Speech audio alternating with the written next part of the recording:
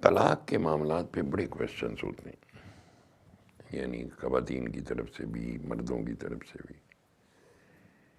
مجھے جو کہتا ہے میں کہتا ہوں یار کسی کے پاس جاؤ، مفتی کے پاس، ان سے ڈسکس کریں، اور پھر حدیث بھی سنا دیتا ہوں کہ نبی علیہ السلام نے فرمایا آخر میں اپنے دل سے پوچھو۔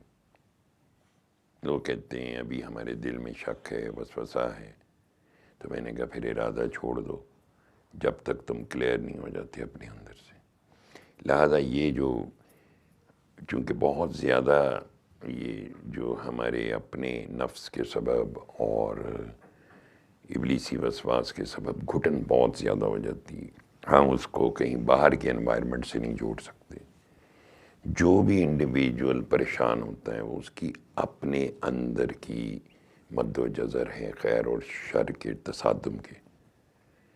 آپ کے اندر خیر بڑھ جائے تو آپ پازیٹیو ہو جاتے ہیں، آپ کے اندر نیگیٹیوٹی بڑھ جائے تو آپ بالکل ہی شر پہ چلے جاتے ہیں، وائلنٹ ہو جاتے ہیں، اور بات بے بات اور ہر بات پہ جھگڑنا شروع کر دیتے ہیں۔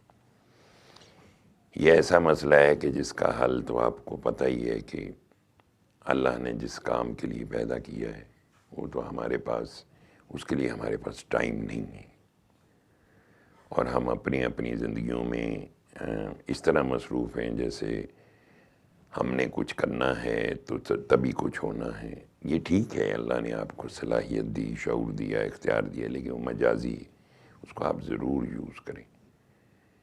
لیکن ایک پازیٹیو سینس یہ ہوتی ہے کہ یہ جان لیں کہ یہ کل نہیں ہے جو آپ کا اختیار ہے۔ اس کو ایک سینس کے ساتھ، عقل اس لیے دیے کہ پتہ چلے یہ غلط ہے یہ صحیح ہے۔ ہم نے اپنے اندر ہی، ہمیں اپنے دشمن سے آگے ہی نہیں، جب دشمن سے آگے ہی نہیں ہے تو ہم اس کی باتوں میں آ جاتے ہیں، اور وہ سب کو سیلف پٹی میں لے جاتا ہے کہ نہیں یار تو بے قصور ہے، یہ سارے ہی برے ہیں، سارے میرے ساتھ زیادتی کرتے ہیں۔ اس قسم کی جو سوچ ہے، میں کہتا ہوں آپ مجھے پروف کر دیں کہ سارے آپ کو غلط کہتے ہیں اور آپ اس وجہ سے اس طرح سوچ رہے ہیں، تب بھی میں آپ کو کہوں گا آپ غلط ہیں۔ اس لیے کہ آپ ایک وحدت ہیں، اکیلے ہیں، ایک واحد کریشن ہیں، الٹیمیٹلی ذمہ داری آپ کی ہے، چونکہ آپ نے ایک بہتری پیدا کرنی ہے، پازیٹیوٹی کو جنریٹ کرنا ہے۔ پازیٹیوٹی کو جنریٹ کرنے کا مطلب یہ ہوتا ہے سیکریفائس، کہ آپ اپنی خواہشات اور اپنی جو ول ہے یا اپنی جو بھی نیگیٹیوٹی ہے اس کی قربانی دیں۔ اس لیے تو یہ جو نفس کا جہاد ہے، اسے حضور سید الانبیاء علیہ السلام نے جہاد اکبر کا نام دیا تھا۔ ہم چھوٹے، آپ کا فرمان ہے ہم چھوٹے جہاد سے بڑے جہاد کی طرف لوٹے۔ جب صحابہ نے آپ سے دریافت کیا کہ یہ بڑا جہاد، تو آپ نے فرمایا جہاد بن نفس، نفس کے خلاف جنگ۔ یہ آپ کو مجھے جو پیدا کیا گیا ہے وہ اسی کانفلکٹ سے سرخرو ہونے کے لیے پیدا کیا گیا ہے کہ ہم نفس کی مخالفت کریں۔ ہمارے میں بہت ساری خوبیاں بھی ہو سکتی ہیں، خامیاں بھی ہو سکتی ہیں۔ ہر بندہ یہ باور کرانے کی کوشش کرتا ہے کہ جناب میرے ساتھ زیادتی ہوئی، میرے ساتھ ظلم ہوا۔ اگر فرض کریں میں ایک لمحے کے لیے مان بھی لوں کہ آپ کے ساتھ زیادتی یا ظلم ہوا، تب اس کا کیا کریں؟ کسی کے لیے بدعا مانگنی؟ کوشچن تو یہ ہے کہ یہ آپ کے ذہن میں کس نے ڈالی ہیں باتیں؟ شاید آپ کا رویہ ٹھیک نہ ہو، شاید آپ کی اپروچ ٹھیک نہ ہو، شاید آپ بہت نیگیٹو ہو، جس کا آپ کو بھی اندازہ نہیں ہے۔ چونکہ جو آپ کے اندر ہے نفس، وہ تو خسیس افعال اور شر کا منبع ہے۔ وہ اتنا زبردست اپنی ڈیوٹی کرتا ہے کہ جس کا کوئی حساب نہیں۔ اس کو تو پیدا ہی اس لیے کیا گیا۔ حضرت ابو سیاہ مروی رحمۃ اللہ علیہ فرماتے ہیں کہ کسی نے مجھے میری ہی شکل سر بالوں سے پکڑ کے دے دی اور کہا کہ یہ تمہارا نفس ہے، تو کہتے میں نے اسے جا کے درخت پہ باندھ دیا اور آری لے کے آ گیا۔ تو جب میں آری چلانے لگا تو اس نے کہا ابو سیاہ مروی میں لشکر خدا بندی ہوں، تو مجھے مار نہیں سکتا۔ اب آپ کو اس حقیقت دیکھو تسلیم کرنا ہے. اگر آپ سمجھتے ہیں کہ آپ اس نفس کی وجہ سے ہینڈی کیپڈ ہیں یا شیطان کی سبب آپ وسواس سے دوچار ہیں، تو آپ کے اندر خیر بھی ہے، روح بھی ہے، اور آپ کے پاس 1,24,000 انبیاء علیہ السلام کی گائیڈنس، حضور پر نور صلی اللہ علیہ وسلم آخری نبی، مکمل دین کے ساتھ قرآن پاک جیسی نعمت عظمیٰ آپ نے. اور اب آپ کیسے گلا کر سکتے ہیں؟ ایک ایک بات ڈیفائن ہے ہمارے لیے.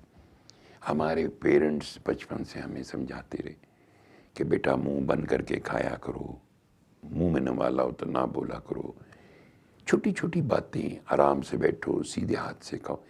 یہ ساری چیزیں جو ہوتی ہیں یہ آپ جنریشن ٹو جنریشنز چلتی ہیں. پورے کا پورا ضابطہ یاد ہے ہماری زندگی کا. ہم اٹھتے ہیں تو کیا ہے، نبی علیہ الصلوۃ والسلام نے کیا فرمایا کہ اگر تم صبح اٹھے ہو اور بے خوف ہو اور صحت مند ہو اور تمہارے پاس ایک دن کا خوراک ہے تو جان لو تم تک دنیا کی ساری رزق پہنچ گیا، نعمتیں پہنچ گئی. کیا کبھی سوچا ہم نے، یا ہم نے صرف محض ثواب کی خاطر یہ ساری باتیں سنی؟ یہ ہماری زندگیوں میں اپلائی کرنے کے لیے تھا. نبی علیہ الصلوۃ والسلام کی ذات کا سب سے بڑا حسن، آپ نہایت حسین پریکٹیکل تھے، عملی طور پہ کر کے دکھایا انہوں نے ہر چیز. اور ہمارے لیے تو اگزامپل یہی ہے کہ اس کے بعد صحابہ کرام رضوان اللہ علیہم اجمعین اور اولیاء کرام نے وہ اس پریکٹیکل کو جاری رکھا تاکہ ہم اس کو دیکھ کے قوت پکڑیں. بچے ہمیشہ باپ کو، ماں کو کاپی کرتے ہیں، لیکن اگر ماں باپ گھر میں لڑ رہے ہوں اور یا غیبت کر رہے ہوں تو یہ بچے بھی وہی کیری کریں گے. So it is a very dangerous thing جو ہم کرتے ہیں. پھر اسی دوران میں ہم بڑے ہو جاتے ہیں، شادیاں کر لیتے ہیں. پھر وہ جو بچی کہیں سے آتی ہے، not to blame a girl, یا کسی بچے کو ہم دیں، گلا کریں یا الزام دیں. It's a two way traffic. اگر ہمارے زندگیوں میں اسلام یعنی پریکٹیکل جو گائیڈنس ہے، جو تعلیمات ہیں، وہ ہماری زندگی میں پریکٹیکل بن جاتی، عملی طور پہ ہم اسے اختیار کرتے ہیں، تو ہم اس نہج پہ نہ پہنچیں جتنی فریکوینٹلی ہماری یہ طلاق کا ریشو اس سوسائٹی میں پھیل رہا ہے. اور ایک دوسرے سے سبقت لے جانے کے چکر میں بچیاں بھی اپنے گھر تباہ کرتی ہیں، اور اگر بچے ہوں تو اور بھی بڑی ہولناک چیزیں پیدا ہو جاتی ہیں. معاشرے میں مایوسی، نا امیدی، شخصیتیں، پرسنالٹیز ٹوٹ جاتی ہیں بنیادی طور پر بچوں کی، کیونکہ بچے کیریئر ہوتے ہیں ہر چیز کا.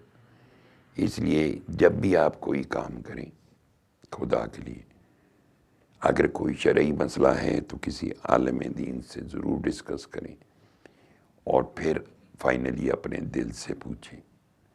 ادھر ادھر مشورے کر کے آپ کو کچھ نہیں ملے گا، یاد رکھیے گا.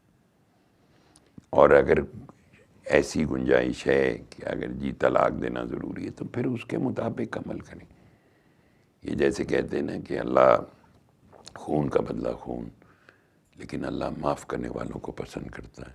قانون تو بن گیا، لیکن اللہ نے کہا اللہ کن لوگوں کو پسند کرتا ہے؟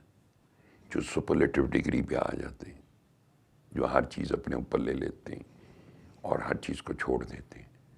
اسی طرح طلاق اللہ کے ہاں مثلا حلال فعل ہے، لیکن ناپسندیدہ فعل بھی ہے.